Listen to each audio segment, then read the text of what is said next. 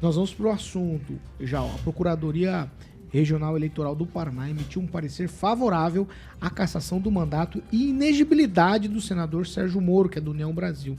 O órgão entendeu que houve prática de abuso de poder econômico durante a pré-campanha eleitoral em 2022. Vamos lá.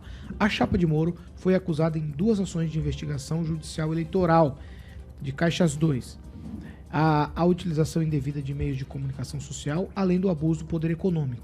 As ações foram protocoladas pelo PL e também pela Federação Brasil da Esperança, que tem o PT, PCdoB e PV. Moro prestou depoimento no Tribunal Regional Eleitoral do Paraná no dia 7 de dezembro. No mesmo dia, o senador criticou as 2 ações, a qual é alvo, e ele afirmou que elas são levianas, aqui entre aspas, porque foi a palavra dita pelo senador.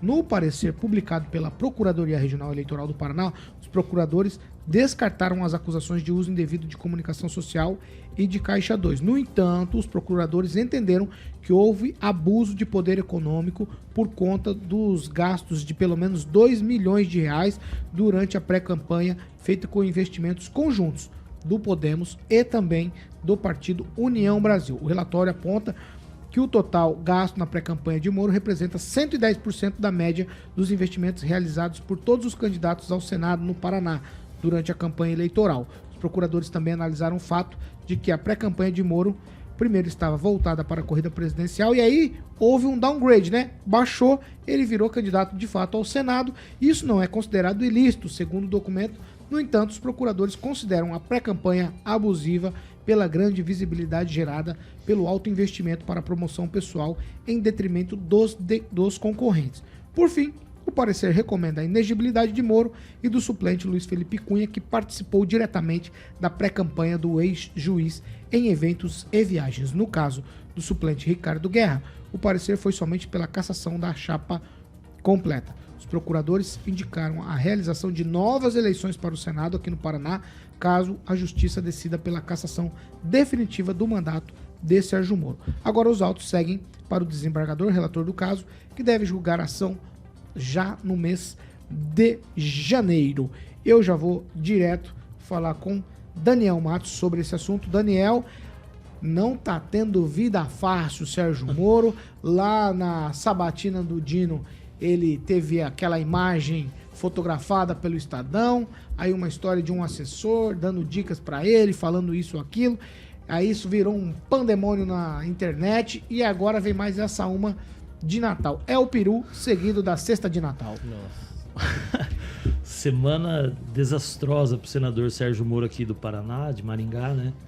Ele que, acho que a última saída dele vai ser o julgamento dele lá em Brasília, né? Ele, mais uma vez a gente repete que ele, quando esteve aqui na bancada, muito tranquilo, essas fotos dele com o Flávio Dino, ele não declarando o seu voto, tudo leva a gente a crer que ele está ali bem entrosado também em Brasília para ele se manter no cargo.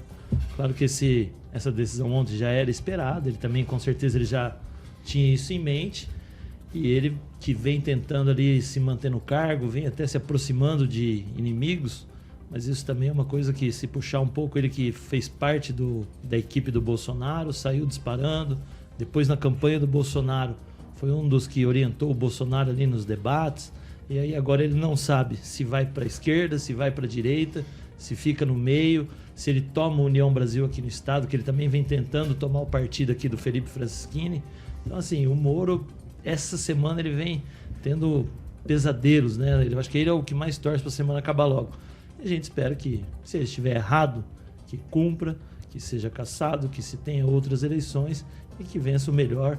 Mas, mais uma vez, se deixou ele assumir, agora vira todo esse imbróglio, todo esse problema, né? Já não devia ter deixado ele disputar a eleição, que aí não teria esse tipo de problema.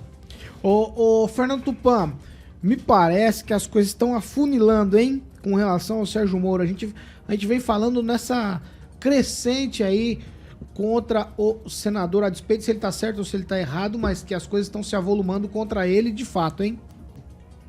Veja só, Paulo Caetano, não poderia isso prosperar. Sabe por quê? Porque uma coisa, alhos não tem a ver com bugalhos. Por exemplo, ele se articulava para sair candidato à presidência, que era uma realidade, por um outro partido. Aí ele saiu desse partido porque pediram para ele não disputar o governo do Paraná, que queriam deixar mais recursos para os candidatos a deputado federal do Podemos. Aí rolou tudo isso. Basicamente, Paulo Caetano, é isso. Aí ele ficou indignado com a promessa não cumprida do senador Álvaro Dias, que tinha prometido para ele a disputa da vaga pelo Senado, caso ele não conseguisse articular-se para a presidência da República, e foi feito o circo. E olha, eu vou te falar uma coisa, Paulo Caetano. A gente tocou na história do Ministério Público. O Ministério Público recomendou, mas se o plenário da Casa vai acatar, do Tribunal Regional Eleitoral do Paraná, vai acatar, é uma outra história. Eles recomendam e o juiz pode discordar e ver que nada daquilo é o que o Godoy recomendou no despacho que ele soltou ontem no final da tarde. Paulo Caetano, Sérgio Moro pode continuar vivo, pode por muito tempo ainda. Se ele perder aqui, ele vai poder recorrer para o TSE.